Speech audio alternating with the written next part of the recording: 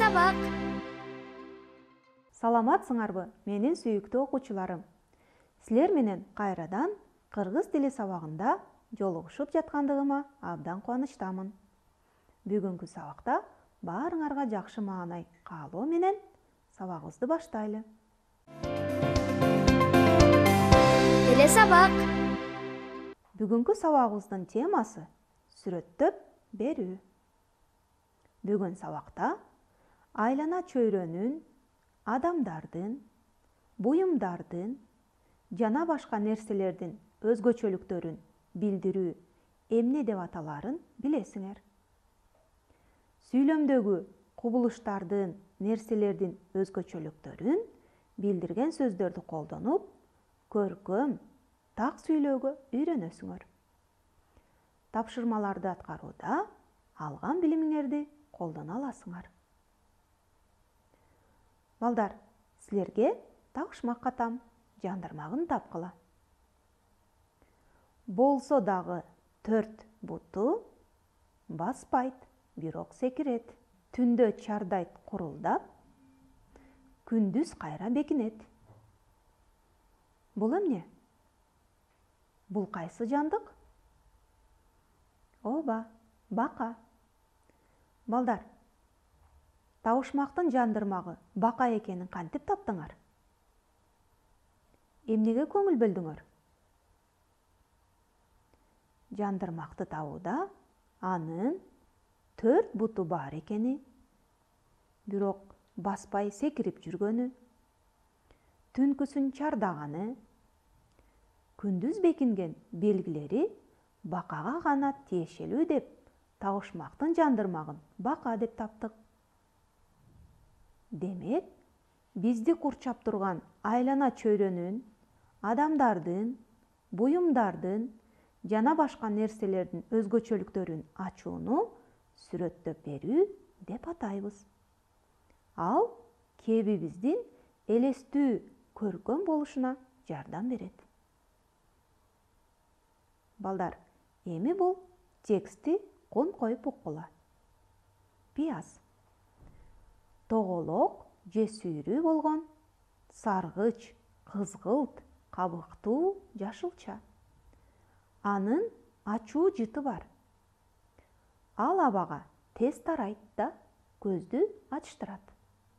Пияз оору жугузуучу бактерияларды жок кылат.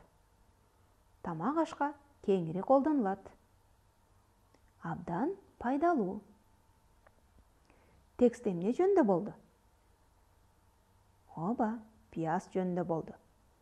Пияздын тоголок же сүйрүү болушу, өңүнүн саргыч, кызгылт кабыктуу экени, анын ачуу жытынын абага тез тарап, көздү ачыштырып, пияз оору жугузуучу бактерияларды жок кылышы жана тамак ашка кеңири колдонулуп, пайдалуу экендиги жөнүндө болду. Пияз кандай өсүмдүк экен?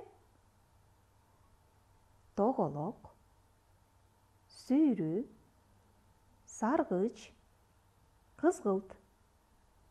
Демек, бул сөздөр аркылуу пиязды сүрөттөдүк. Эми кийинки тапшырмага көңүл бурабыз. Бул белгилери боюнча кайсы жаныбар экендигин тапкыла. Бийик тоолуу жерлерде жашаары маалым мергенге. Тике туруп аңкыштайт, качат жакын келгенде. Бул суур. Эми ырдан суурду сүрөттөп берген сөздөр кайсылар? Бийик деген сөз тоонун бийиктиги. Жана тике туруп деген сөз суурдун тике туруп аңкыштаганы же кыйкыргандыгы сүрөттөлдү. Эми кийинки жаныбардын сүрөттөп берилишине көңүл бургула. Пил. Пилдин териси быржыктуу, кат-кат болуп, өңү боз же буурул болот. Айрым учурда териси апакай болгон альбинос пилдер да туулат. Пилдин тумшугунун узундугу 2 метрге жетет. Пил тумшугу менен дем алат, суу ичет, жерден чөп, дарактан жалбырак, жемиш үзүп жейт. Балдар, текст эмне жөнүндө болду? Тексттин мазмунун көрүү айлампасы аркылуу талдайлы. Пилдин териси быржыктуу, кат-кат экендиги, өңү боз, буурул, ак болот. Айрым учурда териси апакай болгон альбинос пилдер да туулат экен. Пилдин тумшугунун узундугу 2 метрге жетет. Пил тумшугу менен дем алат, суу ичет, жерден чөп үзүп жейт, дарактан жалбырак, жемиштерден үзүп жегендиги айтылган. Ал эми пилди сүрөттөгөн сөздөрдү атасак, алар териси кат-кат быржыктуу, өңү боз, буурул, ак, тумшугунун узундугу 2 метрге жетиши жана дарактан үзүп жегени. Балдар, азыр пилге сингвейн түзөлү. Эмне? Пил. Пил кандай? Чоң, боз. Ал эмне кылат? Басат, көтөрөт, үзүп жейт. Ишти тумшугу менен жасайт. Жаныбар. Сингвейнде пилди сүрөттөгөн сөздөр чоң жана боз. Эми табышмакты угуп, белгилери боюнча кайсы жаныбар экендигин чагылдырып, өз алдыңарча сүрөт тарткыла. Зоопарктан көрдүк жаныбар, буту кыска, чоң унайт. Кыска кулак жайык ооз, тез ойлонуп, жообун айт. Бул кайсыл жаныбар? Бул бегемот. Эми тексттен бегемотту сүрөттөп берген сөздөр кайсылар? Кыска деген сөз бутунун жана кулагынын кыскалыгын, чоң денесинин чоңдугу, жайык оозунун жайыктыгы сүрөттөлгөн. Эми кийинки жаныбарды сүрөттөп берилишине көңүл бургула. Сүрөттү карагыла. Бул эмне? Оба, бул түлкү. Анда түлкүнүн сүрөттөп жазылышын окуйлу.